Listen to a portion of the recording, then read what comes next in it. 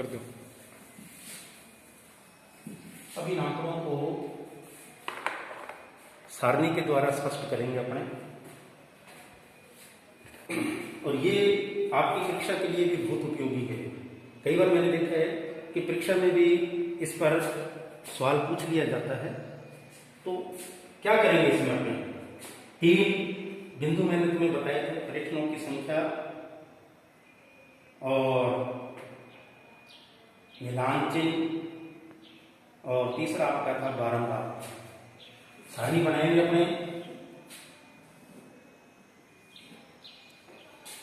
एक में लेंगे परीक्षण, इसको अपने प्राप्तांक भी कह सकते हैं। दूसरे में मिलान चिन्ह,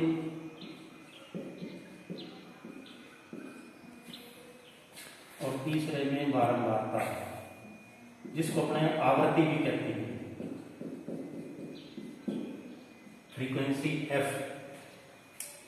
अब इसमें देखिए सबसे छोटा जो परीक्षण है वो है 36 और अधिकतम है 50। और जो आंकड़े में परीक्षण दिए गए हैं वो अपने पास है 36, 40, 48 और 50। 36, 40, 36, 37, 36, 37, 40, 48 और 50। इसके बाद मिलान चिन्ह। अभी मैंने तुम्हें बताया था कि जिस चिन्ह के द्वारा इसको प्रदर्शित किया जाता है उसको मिलान चिन्ह बोलते हैं। इसमें आपने थोड़ा सा सावधानी रखनी है कि ज्यादातर देखा गया है कि बच्चे एक अंक को लेते हैं और उसको फिर बार बार ढूंढने का प्रयास करते हैं। ऐसा नहीं करना है। गलती से बचने के लिए आपने सावधानी ये रखनी है कि आप शुरू से एक एक परीक्षण को लीजिए और उसका मिलान चिन्ह साथ साथ लगाते हुए आगे बढ़िए। जैसे पहला जो परीक्षण है वो है 36, तो 36 के सामने में मिलान चिन्ह इसका प्रयोग करेंगे। एक आपने सीधी रेखा खींच देनी है। इसी प्रकार 37 के सामने खींच देना है, बीच में कोई परीक्षण छोड़ना नहीं है। 37 के बाद 40, तो 40 के सामने आपने एक सीधी रेखा खींच देनी है। इसी प्रकार 48 और फिर 50। अगला जो परीक्षण है 37, फिर 37 के सामने एक लाइन खींच दें। 37 के बाद 40, उसके सामने एक लाइन खींच दे। 40 के बाद 36, उसके सामने एक लाइन खींच दे।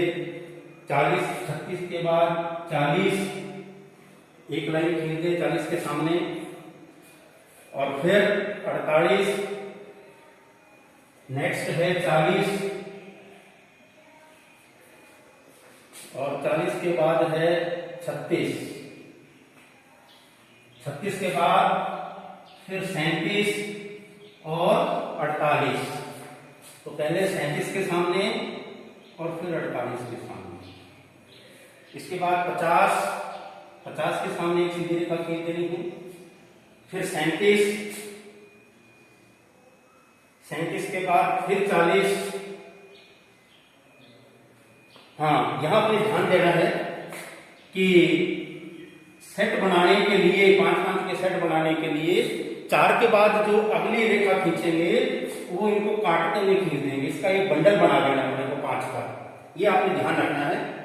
जैसे मैंने भी एक सीधी रेखा खींची थी, ऐसे आपने सीधी रेखा नहीं खींचनी है। आपने क्या करना है, इन 4 को काटते हुए एक तिरछी रेखा खींचनी है। तो एक ही 5 का सेट हो जाएगा अपने पास। तो इसके बाद फिर आप आइए 48, 50 और फिर 48। इसी प्रकार जो 5वां जो आएगा वो 48।